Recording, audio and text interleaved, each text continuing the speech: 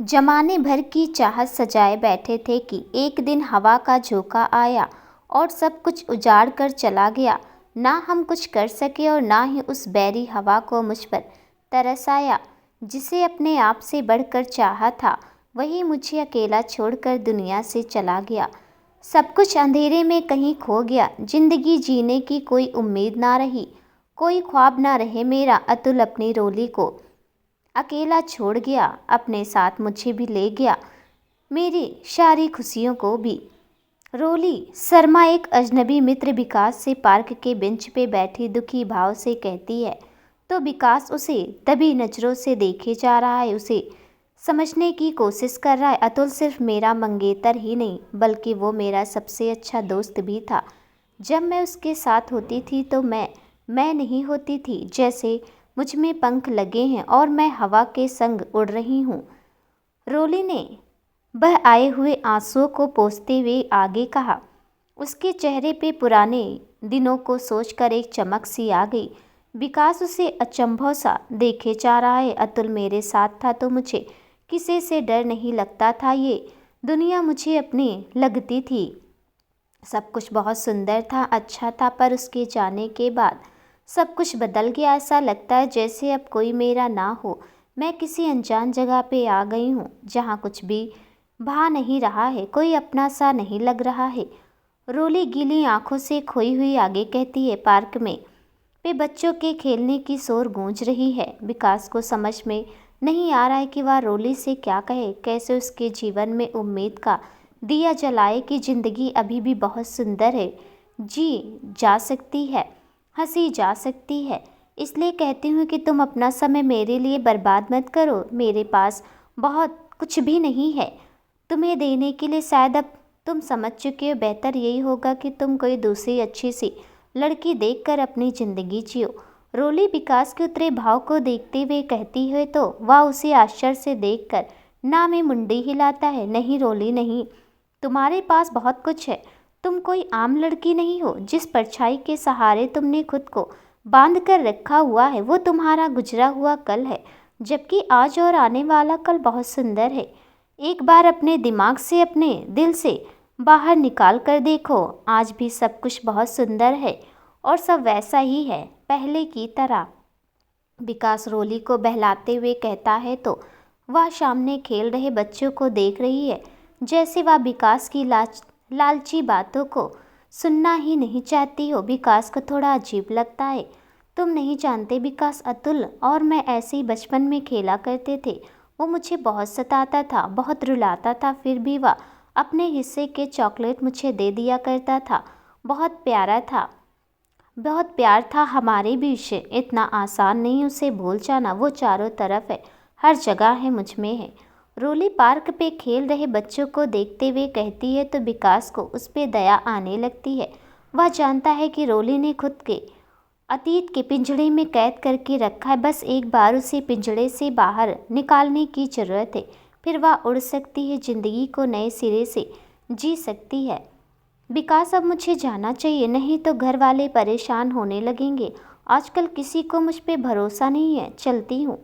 रोली bench छोड़ते हुए विकास से कहती है तो विकास भी घबराते हड़बड़ाते हुए उठता है। रोली क्या तुम कल मिल सकती हो, एक बहुत ज़रूरी काम है तुमसे। विकास बतकते हुए पूछता है तो रोली उसे आश्चर्य से देखती है। क्यों विकास, अब तो तुम्हें सब कुछ पता चल गया ना, फिर क्यों बुला रहे हो मुझे, क्यों? रोली आश्चर्य से बोल पड़ती है तो वह मुस्कुरा देता है। बस एक बार आ जाना प्लीज़, फिर उसके बाद कभी नहीं बुलाऊंगा। प्लीज़ रोली, बहुत ज़रूरी काम है, प्लीज़। विकास निवेदन करते हुए रोली से कहता है तो वह भौएं चढ़ाते हुए जाने लगती है और कहती है कि तुम्हारा कुछ नहीं हो सकता, और वह चली जाती है। विकास अपने आप में मुस्कुरा देता है, लेकिन उसे चिंता भी होने लगती है कि रोली को किसी भी तरह से उसे उसके अतीत से बाहर निकालना ही होगा। उसे ज़िंदगी से प्यार करना सिखाना है, कहीं बहुत देर ना हो जाए। दरअसल कहानी ये है कि रोली जिससे प्यार करती थी उसका देहांत हो चुका है, अब वह इस दुनिया में नहीं है। जबकि रोली के लिए ये स्वीकार करना मुश्किल है कि अब वह उसका प्यार कभी लौट कर नहीं आएगा और वह अपने अतीत के साए में जी रही है। विकास रोली के लिए कोई अनजान शख्स है जो रोज उसे रास्ते में मिलता है, उसे देखता है, उससे बातें करने की कोशिश करता है। विकास को रोली अच्छी लगती है, वह उसे पसंद करता है, लेकिन उसके चेहरे की उदासी उसे परेशान करती है और इसी उम्मीद से वह रोली से बातें करने की कोशिश करता है कि वह उसके जीवन को खुशियों से भर देगा। पर रोली तो अपने आप को अतीत से बाहर निकालना ही नहीं चाहती है। उसे अपने प्यार के सहारे ही बाकी ज़िंदगी काटना है, जो कि विकास नहीं चाहता है। वह हर वो मुमकिन कोशिश करेगा जिससे रोली की ज़िंदगी में खुशियाँ आए। शाम हो चुकी है, सूरज अस्त हो चुका है। हमेशा की तरह रोली के पिताजी घर के बाहर कुर्सी लगाए बैठे हुए हैं। रोली आती एक नज़र पिताजी को देखती है। पिताजी उससे नज़र मिलाए बिना ही गुमसुम से बैठे हैं। रोली घर के अंदर चली जाती है। पिताजी के चेहरे पर चिंता की लकीर माथे पे उभर आती है। वह नहीं जानते कि दोस्त किसे दें, अपने आप को या किस्मत को। जिस लड़के से बिन माँ की लड़की रोली से शादी करवाने को राजी हुए थे, वह समय से पहले ही दुनिया छोड़कर चला गया। उन्हें अपने आप पर पछतावा हो रहा है कि वह रोली की पहले बात क्यों नहीं मान गए। कम से कम कुछ पल तो वह अतुल के साथ जिंदगी जी लेती, तो शायद आज उसकी दशा जिंदा लाश की तरह ना होती। अतुल की मौत का कारण पिताजी अपने आप को ही मानते हैं, क्योंकि उन्हीं के कहने पर अतुल अपने प्रॉपर्टी के कागज लेने के लिए गांव गया था।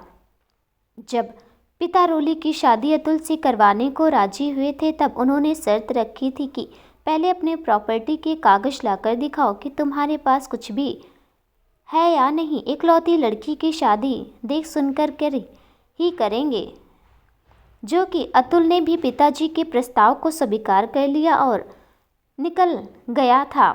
मगर वो उसी दौरान बीच रास्ते में विकास की गाड़ी पहाड़ से गिर गई और वह इस दुनिया से चला गया। तब रोली के पिताजी पश्चाताप के आग में सुलग रहे हैं। जवान बेटी को विधवा औरतों की तरह जिंदगी जीना उन्हें बहुत कष्ट पहुंचा रहा है। उनसे सहन नहीं हो रहा है कि वह अपनी बेटी की ज़िंदगी अपने हाथों से बर्बाद कर दिए हैं।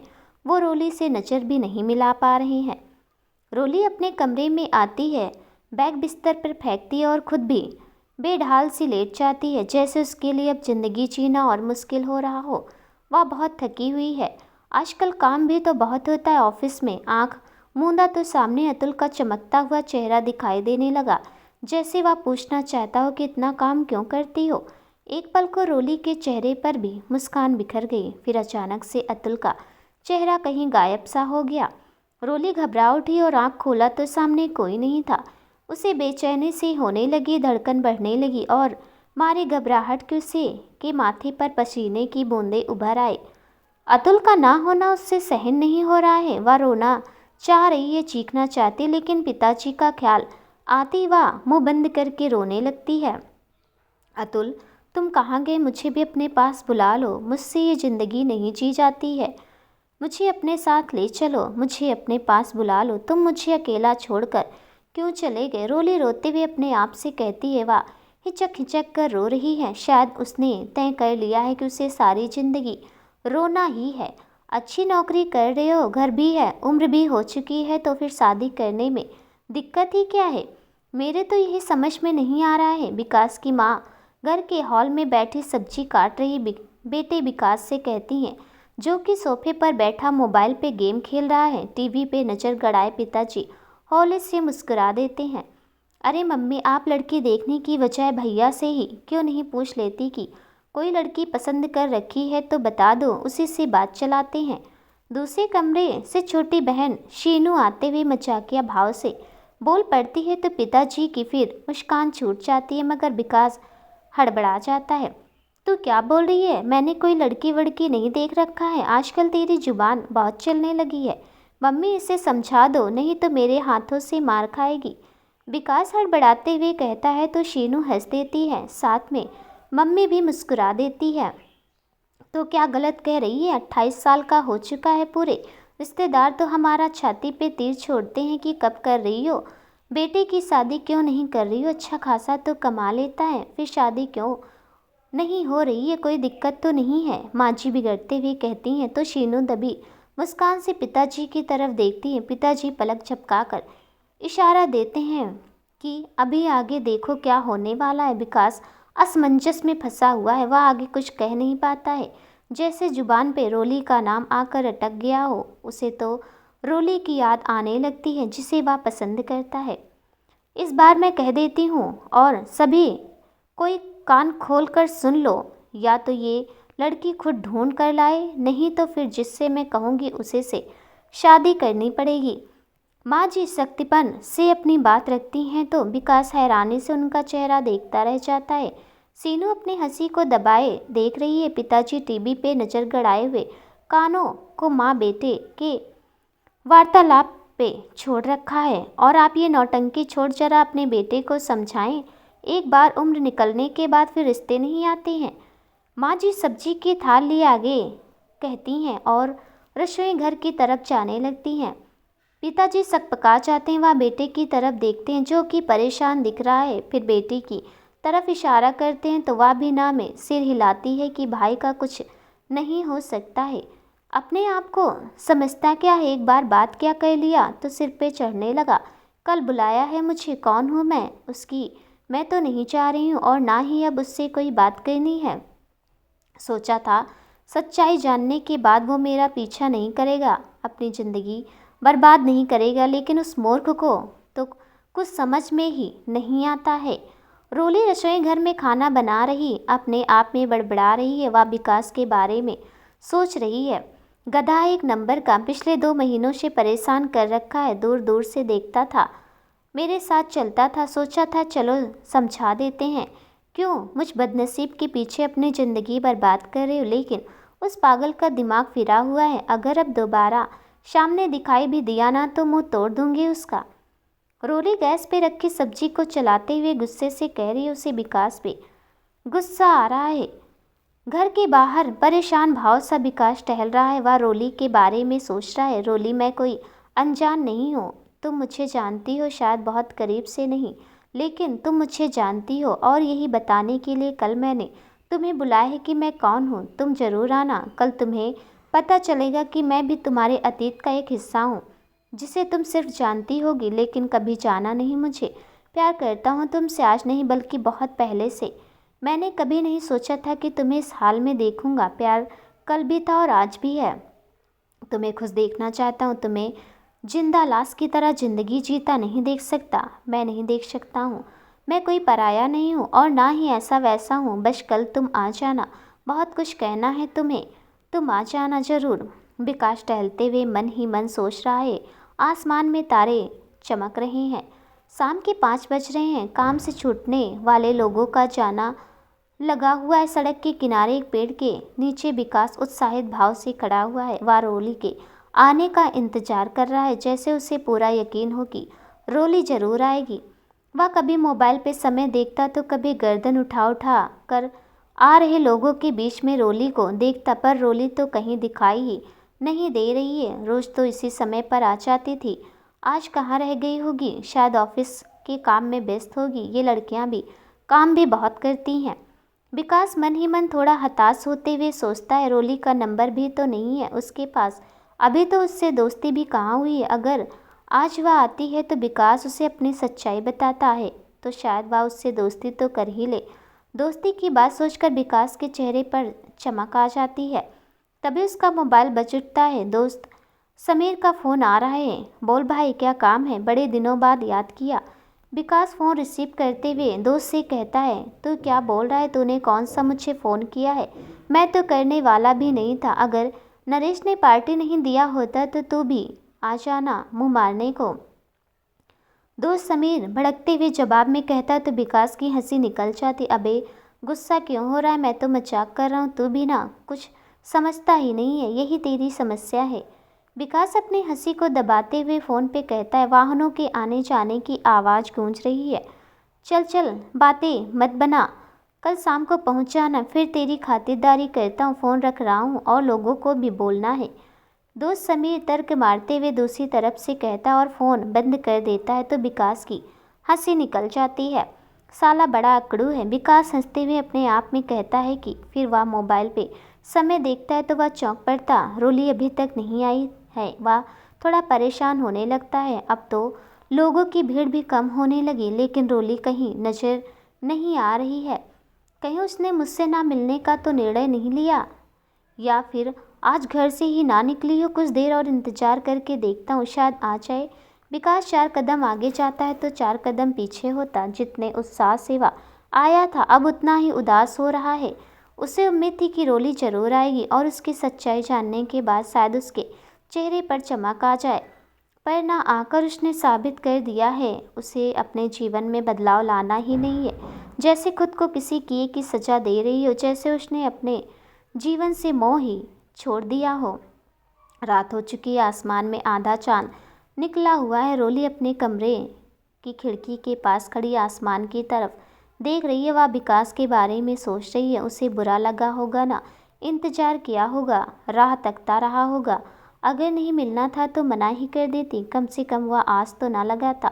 आखिर दोस्त से उसका क्या है, कोई ज़रूर बात बताने वाला था और ना जाकर उसका दिल तोड़ दिया।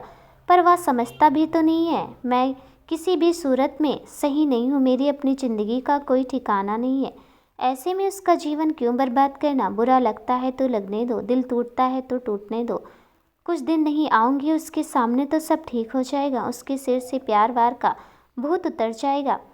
रोली मन ही मन सोच रही है, तभी कमरे में पिताजी की दस्तक होती है। बेटी को खोया हुआ देख उनका चेहरा उतर जाता है। वह संकुचाते हुए बेटी के नज़दीक जाते हैं। रोली बेटा, रोली। पिताजी संकुचाते हुए बेटी को पुकारते हैं तो वह अचानक से झिझक पड़ती है। हाँ पिताजी, आप यहाँ, कुछ काम था। रोली पिताजी को सामने देख हड़बड़ाते हुए बोल पड़ती है तो पिताजी को हैरानी होती है बेटी के रवैये को देखकर। बेटा तुम ठीक तो हो ना? पिताजी संदेह भाव से पूछते हैं। जी पिताजी मैं ठीक हूँ, बताइए ना, आपको कुछ काम था मुझसे? रोली बात को टालते हुए कहती है, बेटा तुम्हारी बुआ का फ़ोन आया था, उन्होंने तुम्हें बुलाया है, उनकी तबीयत ठीक नहीं है, कुछ दिनों के लिए चली जाओ। पिताजी रोली से कहते हैं तो वह किसी सोच में पड़ जाती। क्या हुआ बेटी, तुम चुप क्यों हो गई, क्या नहीं जाना है तुम्हें? पिताजी बेटी की कोई प्रतिक्रिया ना मिलने पर आगे पूछ पड़ते हैं तो वह फिर हड़बड़ा जाती है। नहीं पिताजी ऐसी बात नहीं है, पर आपको अकेला छोड़कर कैसे चली जाऊं? बुआ जी के पास तो उनके बेटे लोग तो हैं ना। रोली पिताजी बातें सुनकर तुरंत बोल पड़ते तो पिताजी मुस्कुरा देते हैं। अरे बेटी तुम कब तक मेरे साथ रहोगी, बेटियों को एक न एक दिन तो जाना ही पड़ता है। पिताजी मजाकिया भाव से कहते हैं तो रोली को बुरा लग जाता है। तो क्या ये घर मेरा नहीं है पिताजी? रोली पिताजी की नज़र चुराते हुए पूछ पड़ती है तो पिताजी का मन भी दुखी हो उठता है, लेकिन वो स्थिति की मांग को समझते हैं। अरे बाबा तुम तो बेकार में ही उदास हो गई हो। अच्छा ये सब छोड़ो और कुछ दिन के लिए बुआ के घर चली जाओ, वहाँ से तुम्हारा ऑफिस भी तो नज़दीक पड़ता है ना। पिताजी बेटी को बहलाते हुए कहते हैं तो वह उनकी तरफ गीली नज़र से देखती है। पिताजी मुस्कुराने की कोशिश करते हैं पर वह रोली की आंखों को देख नहीं पाते और वहाँ से चले जाते हैं। सड़क पे गाड़ियों का आना जाना लगा हुआ है। एक तरफ से विकास उदास सा जा रहा है, वह दुखी है, हताश है। तुम्हें क्या लगता है रोली, तुम नहीं आओगी तो मैं तुम्हें प्यार करना छोड़ दूंगा, तुम्हारा रास्ता छोड़ दूंगा? नहीं रोली नहीं, अभी तो तुम मुझे जानती ही नहीं हो। ये मेरा प्यार कोई आश का नहीं है जो इतनी आसानी से मिटा दिया जाए। रोली कुछ लोग पागल होते हैं मेरी तरह, जो कुछ अलग ही प्यार कर बैठते हैं, और मेरी कमजोरी ये है कि मैं तुम्हें दुखी नहीं देख सकता हूँ। पिछले 2 सालों से तुमने अपने आप को तबाह कर रखा है, तुमने जीना छोड़ दिया है, तुम्हारे चेहरे पर हंसी नहीं आती है, बस यही समस्या है मेरी। तुम मुझे चाहो या ना चाहो इससे फ़र्क नहीं पड़ता मुझे, लेकिन तुम्हारी आँख में आंसू है तो ये मुझसे सहन नहीं होगा। क्या करूँ रोली, कुछ होते हैं ना पागल प्रेमी, मैं वही हूँ। विकास चलते हुए अपने आप में सोच रहा है, तभी रास्ते पे पड़ा एक पत्थर से उसका पैर टकरा जाता है और वह लड़खड़ा कर गिर जाता है, मगर दर्द से कराहने की बजाय वह अपने आप में पागलों की तरह हंसने लगता है। आधी रात हो चुकी है, रोली बिस्तर पे सो रही है। अचानक से वह आँख मूंदे हुए बेचैन होने लगती है, उसके माथे पे पसीना उभर आता है। वह बतक रही है जैसे कुछ कहना चाह रही हो, लेकिन उसकी जुबान नहीं खुल रही है। तभी वह विकास का नाम लेते हुए बैठ उठती है, जैसे कोई सपना देख रही हो। वह हाँफ रही है, उसकी सांसें तेजी से बढ़ रही हैं। रोली को ध्यान आता है कि वह तो सपना देख रही थी, पर उसे समझ में नहीं आता कि वह विकास के बारे में क्यों सोच रही है और उसका सपना क्यों आ रहा है उसे। नहीं, ये ठीक नहीं है, मुझे मेरे अतुल के सिवा किसी और के बारे में नहीं सोचना है। बुआ के घर जाना ठीक होगा। कुछ दिन वहाँ रहूँगी तो उस विकास से पीछा छूट जाएगा। उससे मेरा कोई वास्ता नहीं है, नहीं सोचना मुझे उसके बारे में। रोली बेचैन होते हुए अपने आप से कहती है। फिर वह कुछ ढूंढने लगती है। मोबाइल तकिए के नीचे होता है। मोबाइल लेती वह अतुल की फ़ोटो को देखती है। उसकी आँख भर जाती है। देखो ना अतुल, कोई मुझे तुमसे छीनना चाहता है, मुझे तुमसे दूर करना चाहता है। ये ज़माना बहुत ख़राब है, लेकिन मैं तुम्हें छोड़कर कहीं नहीं जाने वाली हूँ। कोई भी मुझे तुमसे अलग नहीं कर सकता। जिसे जितनी साजिशें करनी हो कर ले। तुम सिर्फ मेरे हो और मैं सिर्फ तुम्हारी हूँ। I love you Atul. Roli दुखी होते मोबाइल पे अतुल की फ़ोटो से कहती है और फिर भावुक होकर रोने लगती है। मोबाइल को अपने सीने से लगा लेती है। उसे अतुल की याद आ रही है। अगले दिन सड़क पे गाड़ियां आ जा रही हैं। विकास बाइक चलाते हुए जा रहा है। उसका चेहरा गंभीर है, जैसे वह बहुत गुस्से में हो। घर से निकलते समय माँ जी ने भी घर जल्दी आने को कहा। कोई रिश्तेदार आ रहे हैं। विकास बाइक चलाते हुए जा रहा है। रोली बैग लिए ऑटो रिक्शे पे बैठती। पिताजी उसके पास ही खड़े हैं। पिताजी, आप अपनी दवाइयाँ समय पे लेते रहिएगा और कोई दिक्कत हो तो मुझे तुरंत फ़ोन करिए। ऑटो पे बैठी रोली चिंतित होते हुए कहते तो पिताजी मुस्कुरा देते हैं। बेटे तुम फिक्र मत करो, मैं सब कुछ समय पे कर लूँगा। तुम्हें शिकायत का कोई मौका नहीं मिलेगा। पिताजी मुस्कुराते बेटी से कहते हैं तो वह चैन की सांस लेती है। ऑटो स्टार्ट करते हुए चलने लगता है। पिताजी बेटी को जाता हुआ देख रहे हैं। उनकी आंख भर जाती है।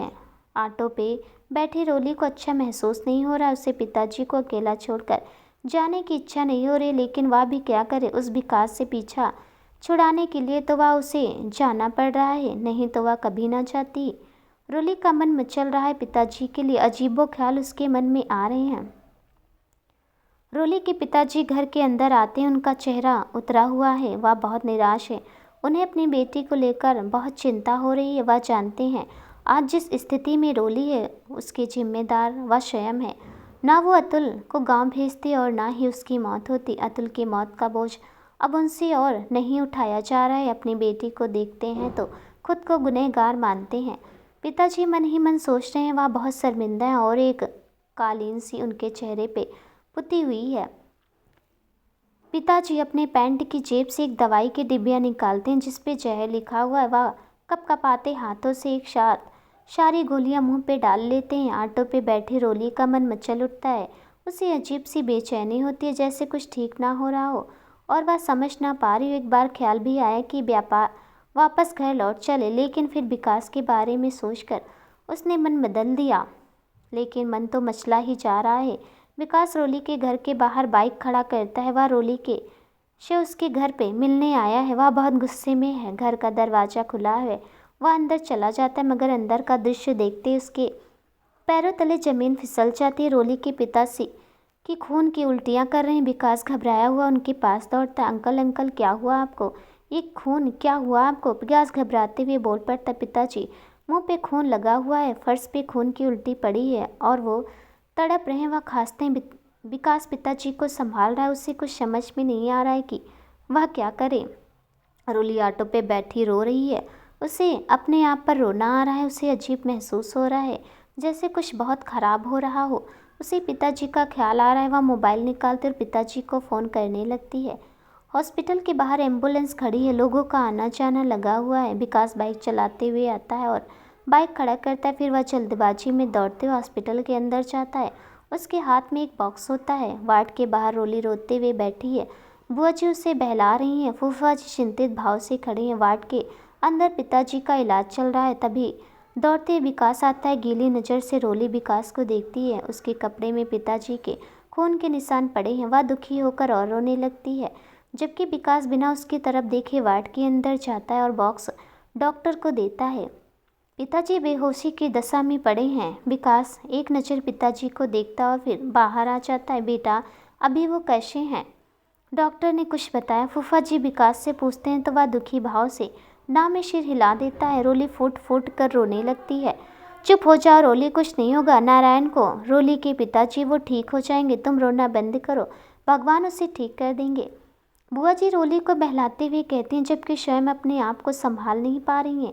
उनकी आंखों से आंसू लगातार बह जा रहे हैं। विकास खिड़की के पास जाकर खड़ा हो गया। उसे रोली के लिए दुख हो रहा है, जिसे वह दिलो जान से भी ज़्यादा चाहता है। दुखी वह जब वही दुखी हो तो भला वह कैसे खुश रह पाएगा। जहाँ वह रोली के चेहरे पर खुशियाँ लाने की जी तोड़ कोशिश कर रहा था, वहीं किस्मत उससे ना जाने क्यों जंग करने पर तुली है। रोली पहले से अपने अतीत को भुला नहीं पाई है और अब उसके पिताजी का यूँ आत्महत्या करना उसे और भी तोड़ दिया। वह बुरी तरह से टूट जाएगी। विकास मन ही मन सोच रहा है। उसे रोली के लिए बहुत दुख हो रहा है। काश वह रोली के पिताजी को बचा पाता, लेकिन उसके हाथ में कहाँ कुछ है। जो ईश्वर की मर्जी होगी वही होगा। पर उससे रोली का बिलख बिलख कर रोना देखा नहीं जा रहा है और वह कुछ कर भी तो नहीं सकता है ना। दिल तो करता है कि रोली को अपने सीने से छुपा लूं, उससे बहलाऊं कि तुम चुप हो जाओ, मत रो, कुछ नहीं होगा अंकल को, मैं तुम्हारे साथ हूँ और हमेशा रहूँगा, तुम अकेली नहीं हो। रोली के बहते आंसू को देखता हुआ विकास सोच रहा है। उसे रोना भी आता है मगर वह रो नहीं सकता। तभी डॉक्टर वार्ड से बाहर आते हैं। डॉक्टर साहब, वो कैसे हैं? अभी ठीक तो हो जाएंगे ना वो? फूफा जी ने डॉक्टर को देखते ही हड़बड़ाते हुए पूछ पड़ते हैं। रोली रोते हुए चुप हो जाती है। फूफा जी का तो दिल बैठा जा रहा है, अभी कुछ कह नहीं सकते। जहर उनके पूरे शरीर में फैल चुका है। हम अपनी तरफ से पूरी कोशिश कर रहे हैं, बाकी शब्द तो ऊपर वाले के हाथ में है। डॉक्टर गंभीर भाव से जवाब में कहते हैं और वहाँ से आगे चले जाते हैं। फूफा जी मुँह दबाए रोए जा रहे हैं। फूफा जी भी हताश हो जाते हैं, जबकि रोली तो अपनी चेतना ही खो बैठती है, जैसे वह किसी सोच में डूबी हो। विकास से रोली का ये रूप देखा नहीं जा रहा है। वह वहाँ से बाहर की तरफ चला जाता है। समय किसी के बहाव से नहीं बहता है, बल्कि वह तो अपनी धारा में बहता हुआ जाता है।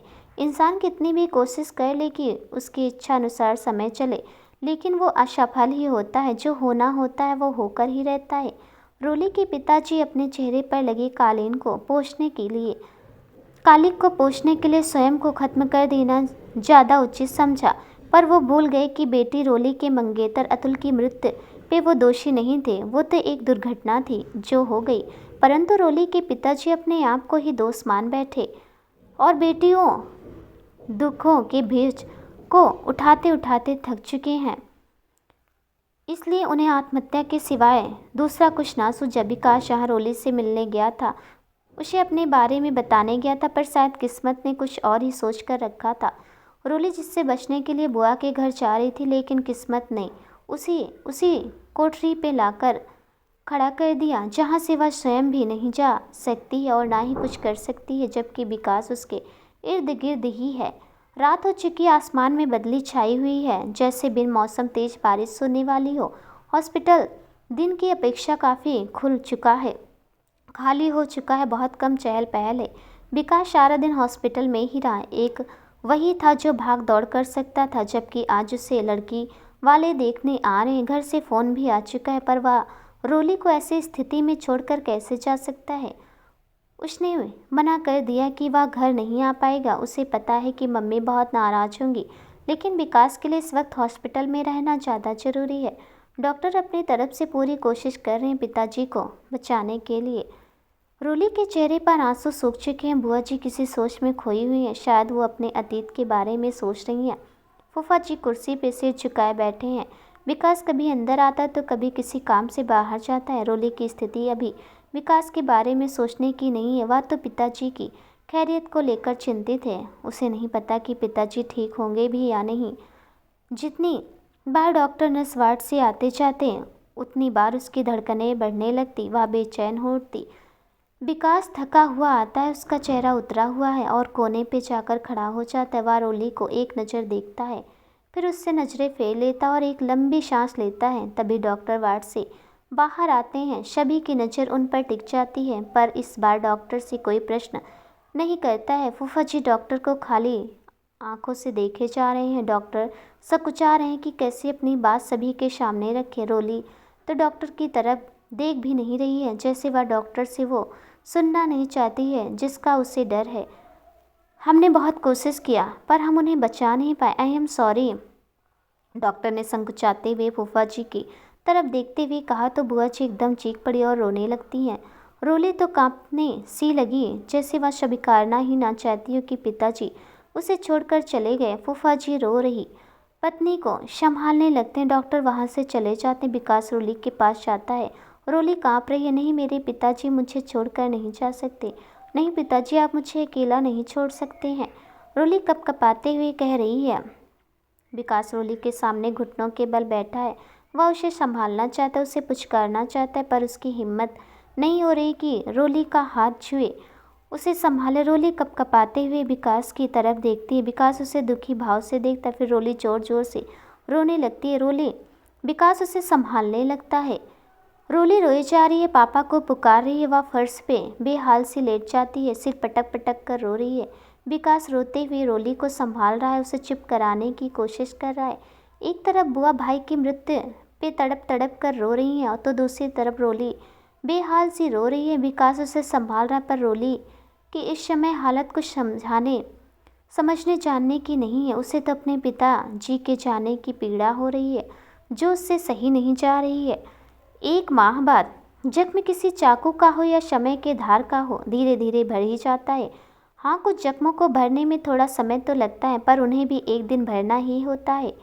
रोली जिस समय के चक्रव्यूह में फंसी हुई है, वह नहीं जानती। उसे लगता है कि उसकी किस्मत में दुखों के सिवाय कुछ और लिखा ही नहीं है, जबकि उसके सुखों और खुशियों की चाबी तो उसके पास ही है। जब चाहे अपने दिलो दिमाग के ताले को खोलकर अतीत से बाहर निकल सकती है और विकास जैसे युवक के संग अपने नए जीवन की शुरुआत कर सकती है। पर उसे तो ज्ञात ही नहीं है कि उसे जीना कैसा है, उसे अपने लिए करना क्या है। रोली महीनों बाद घर से बाहर निकलती। उसने ऑफिस जाने का फैसला किया है। कुछ दिन बुआ जी और बाकी रिश्तेदार साथ थे, फिर वो भी चले गए। मामा जी एक आया को घर पे रख दिया है, ताकि वह घर का काम काज कर और रोली की भी देखभाल कर सकें।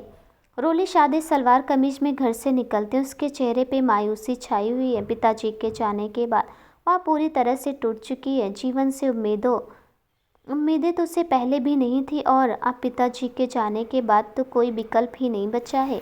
रोली बस स्टॉप पे खड़ी है। उसे कुछ ठीक नहीं लग रहा है और मन ही नहीं लग रहा है। एक बार ख्याल आया कि वह वापस घर लौट चले, लेकिन फिर वह कुछ सोच बस में चढ़ गई। विकास अपने डेस्क पे बैठा काम कर रहा है। वह कंप्यूटर पे किसी प्रोजेक्ट की तैयारी में व्यस्त है। तभी उसका मोबाइल बज उठा। मोबाइल पे रोली के नाम से कॉल आ रहा है। विकास तुरंत कंप्यूटर स्क्रीन पर नज़र टिकाए हुए कॉल रिसीव करता है।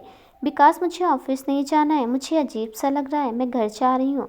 फ़ोन पे दूसरी तरफ से रोली कहती है तो विकास हैरत में पड़ जाता है। नहीं रोली, तुम ऑफिस जाओ, सिर्फ आज बस के लिए चली जाओ। कल मैंने तुम्हें समझाया था ना, तुम काम करोगी तो मन बदल जाएगा, तुम्हें अच्छा महसूस होगा। प्लीज़ मेरे लिए चली जाओ। अच्छा, मैं तुम्हें शाम को लेने के लिए आ जाऊंगा, ठीक है, पर आज तुम्हें ऑफिस जाना ही पड़ेगा। ये समझ लो, ये पहली सीढ़ी जिसे तुम चढ़ रही हो। विकास रोली को समझाते फ़ोन पे कहता है, तो रोली जवाब में कुछ ना कहकर कॉल डिस्कनेक्ट कर देती है। विकास को रोली की फ़िक्र होने लगती है। कितने मुश्किल से उसे काम पे जाने के लिए राजी किया था। अगर वह वापस आ गई तो सब काम बिगड़ जाएगा। फिर उसका ध्यान अपने प्रोजेक्ट पे जाता है। वह हड़बड़ाते हुए उस पर ध्यान देने लगता है।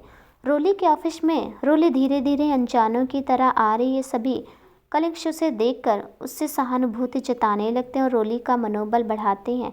सभी लोग रोली के ऑफिस आने के फैसले को सराहते हैं। रोली सभी का धन्यवाद करते हुए अपने डेस्क पर जाकर बैठ जाती है। उसे थोड़ा ठीक महसूस हो रहा है। वह अपना कंप्यूटर चालू करने लगती है। रोली, तुम आ गई? रोली के बॉस सामने खड़े हुए पूछते हैं तो वह एकदम से हड़बड़ा जाती। सर, आप जी? रोली हड़बड़ी से इतना ही बोल पाती है। तुमने ऑफिस आकर अच्छा किया, तुम्हारे बिना बहुत काम पेंडिंग पड़ा हुआ, तुम बेफिक्र होकर काम करो, हम सब तुम्हारे साथ ही, ठीक है? बॉस आगे रोली के सामान्य भाव से कहते हैं तो वह हाँ में सिर हिला पाती है। फिर बॉस चले जाते हैं। बाकी सभी लोगों की नज़र रोली पर टिकी हुई है। रोली एक नज़र घुमाकर देखती है और सीट पर बैठ जाती है। शाम को सड़क पे गाड़ियाँ आ जा रही हैं। विकास बाइक चला रहा है और रोली पीछे बैठी हुई है। मैंने कहा था ना कि तुम ऑफिस जाओगी तो तुम्हें अच्छा महसूस होगा। देखना, धीरे धीरे तुम मुस्कुराने भी लगोगी, तुम्हें ज़िंदगी अच्छी लगने लगेगी। विकास बाइक चलाते हुए रोली से कहता है तो रोली गुमसुम बैठी हुई है। उसके चेहरे पर थोड़ी चमक है। उसे अच्छा भी महसूस हो रहा है। रोली तुम कुछ बोल क्यों नहीं रही हो? अरे भाई कम से कम कब से ही बोले जा रहा हूँ, तुम भी कुछ बोलो। विकास बाइक को घुमाते हुए कहता है और चौपाटी के सामने रोक देता। रोली चौपाटी को आश्चर्य से देखती है। तुमने यहाँ क्यों बाइक रोका, कुछ काम है क्या? रोली बाइक से उतरते हुए पूछती है तो विकास उत्साहित होते हुए मुस्कुरा देता है। काम ही तो हुआ है, आज तुम भी ऑफिस गई थी, इसलिए सोचा तुम्हें पार्टी दे दूं, विकास उत्साहित भाव से कहता है। तो रोली को कुछ समझ में नहीं आता। नहीं विकास, मुझे कोई पार्टी नहीं करना है, प्लीज़ तुम घर चलो प्लीज़, रोली मना करते हुए कहते तो विकास रोली का हाथ पकड़ लेता है। क्या तुम अपने दोस्त की खुशी में शामिल नहीं होना चाहोगी? विकास रोली की आंखों में देखते हुए पूछता है तो वह उससे नज़र चुरा लेती है, जैसे वह विकास की आंखों में कुछ देखना ही ना चाहती हो या उसे डर लगता हो। ठीक है, पर ज़्यादा समय तक मुझसे रुका ना जाएगा, रोली विकास से नज़र चुराते हुए कहती है तो वह उसे देख मुस्कुरा देता है। फिर विकास रोली का हाथ थामे उसे चौपाटी के अंदर ले जाता है। रोली अंदर तो जा रही है पर उसे बेचैनी हो रही है। उसे अपने मंगेतर के अतुल के साथ बिताए पल याद आने लगते हैं। कभी वह और अतुल साथ में ऐसी शाम को चौपाटी में आया करते थे और खूब मौज मस्ती करते थे। भीड़ में रोली को अतुल का चेहरा दिखाई देने लगता है। वह उसे देख भावुक होने लगती। एक पल के लिए वह भूलने लगती है कि वह वर्तमान में नहीं है बल्कि अतीत में है। वह अतुल की तरफ आगे बढ़ती है। अतुल लोगों के बीच में खड़ा उसे बुला रहा है। रोली उसे छूना चाहती है, उसे पकड़ने के लिए हाथ बढ़ाती है, मगर तभी किसी के धक्का लगने से वह गिर जाती है और अतुल की झलकियाँ गायब हो जाती है, जो कि उससे सहन नहीं होता और वह चीख पड़ती है। विकास चौंक पड़ता है। वह दौड़ते हुए एक दुकान से भागता है। रोली लोगों के बीच पड़ी रो रही है। उसे अपने प्यार अतुल की याद आ रही है। दोस्तों, ये कहानी आपको कैसे लगी हमें कमेंट में ज़रूर बताइएगा। मिलते हैं इसके अगले भाग के साथ, तब तक के लिए नमस्कार।